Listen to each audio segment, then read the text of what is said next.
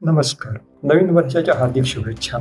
ह्या शुभेच्छा देतानाच गेल्या काही वर्षात ज्याने आपल्याला खरोखर प्राऊड फील केलं, अभिमानाच्या गोष्टी केल्या, त्यातली एक संस्था म्हणजे ISRO, Indian space research organisation. नुकताच डिसेंबरच्या शेवटी त्यांनी 6,000 किलोग्रामपेक्षा जास्ती वजनाच्या उपग्रहाचं प्रक्षेपण केलं, बाहुबली. आता दुर्दैवाने बऱ्याच जणांना बाहुबली हे सिनेमाचं नाव जास्ती परिचित आहे, पण जर अचिव्हमेंटचा विचार केला तर इस्रोची अचिव्हमेंट त्याच्यापेक्षा खूप जास्ती आहे. त्याचं कारण असं आहे की बऱ्याचशा देशात स्पेस रिसर्चचं काम चाललेलं आहे आणि भारताचा जगात 5वा किंवा 6वा नंबर लागतो. 6वा किंवा जर आपण स्पेसएक्स धरलं, एलॉन मस्कची धरली तर अदरवाईज भारताचा याच्यानं 5वा नंबर लागतो. आता हे कम्पेअर कसं करायचं, तर भारताचा पर कॅपिटल GDP धरला आपण, पर कॅपिटल इन्कम जर आपण धरलं तर भारताच्या इन्कमचा जगामध्ये नंबर लागतो साधारण 124-125.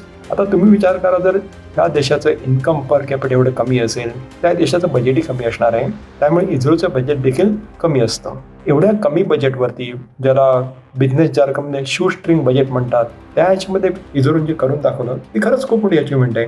1963 साली जेव्हा इस्रोने पहिलं रॉकेट लॉन्च केलं तर रॉकेटचे काही पार्ट्स शास्त्रज्ञांनी सायकलवरून नेली होती. त्या तुलनेत जर आपण बघितलं तर आपण कुठच्याकडे पहिलं रॉकेट जर त्याचा पेलोड फक्त होता 30 किलोग्राम, आता 6,000 किलोग्रामपेक्षाही जास्ती झालं आहे. त्याच्यात इस्रोच्या बऱ्याचशा गोष्टी केल्या. चांद्रयान 3 आपल्या सगळ्यात माहिती आहे. इस्रोचं तर पुढचं मिशन आहे, स्पेस मिशन म्हणतात, स्पेस स्टेशन एस्टॅब्लिश करायचं आहे. ते साधारण 2035 सुरू होईल अशी अपेक्षा आहे. 2040 इस्रो आपला भारतीय अंतराळवीर चंद्रावरती पर्सनली लँड करेल. ओव्हरऑल जर तुम्ही विचार केला तर एक तर बजेटच्या कन्स्ट्रेंट्स, दुसरं असं की भारताची प्रगती सगळ्यांनाच बघवत असं भाग नाही आहे. त्याच्यावर काही बाहेरच्या शक्तीच्या अडथळे आणण्याचा ते प्रयत्न करतात. तुम्ही ऐकलंच असेल की डॉक्टर विक्रम साराभाई, डॉक्टर होमी भाभा यांचे दुर्दैवी मृत्यू झाले, असेच काही इतरही शास्त्रज्ञांचे झाले. आणि ह्या सगळ्या अडथळ्यांना न जुमानता इस्रोने जी प्रगती केली आहे ती खरंच कौतुकास्पद आहे.